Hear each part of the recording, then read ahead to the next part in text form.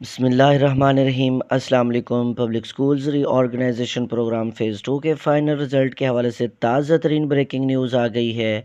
गैर हतमी नताइज के बाद अब तक इस हवाले से एक लंबी खामोशी का आलम था। बहुत सारे लोग बड़ी बेताबी से बार बार ये सवालात पूछ रहे थे कि फ़ाइनल रिज़ल्ट कब जारी किया जाएगा, एग्रीमेंट्स का आगाज़ कब होगा और स्कूल कब तक हैंड ओवर कर दिए जाएंगे।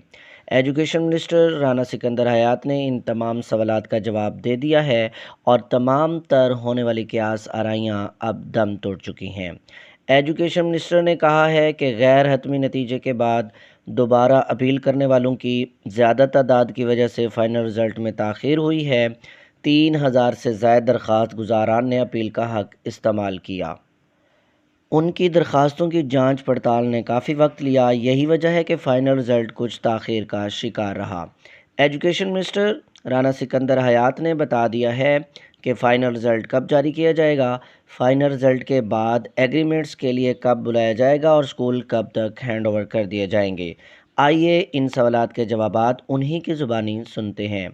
जी वज़ीर तालीम पंजाब जनाब राना सिकंदर हयात साहब, फरमाइएगा कि फ़ेज़ 2 का रिज़ल्ट कब तक जारी किया जाएगा और साथ ही ये भी बता दीजिएगा कि स्कूल कब तक हैंड ओवर किए जाएंगे। पीएसआरपी फेज 2 का हम इंशाल्लाह अगले 3 से 4 दिन में रिजल्ट जारी कर रहे हैं।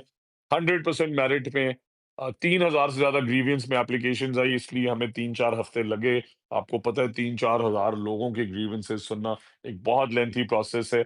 बट मेरिट पे आप सबको स्कूल्स मिले और अगले हफ्ते रिजल्ट्स आ रहे हैं। उससे अगले हफ्ते हैंड ओवर हो रहे हैं schools. All the very best.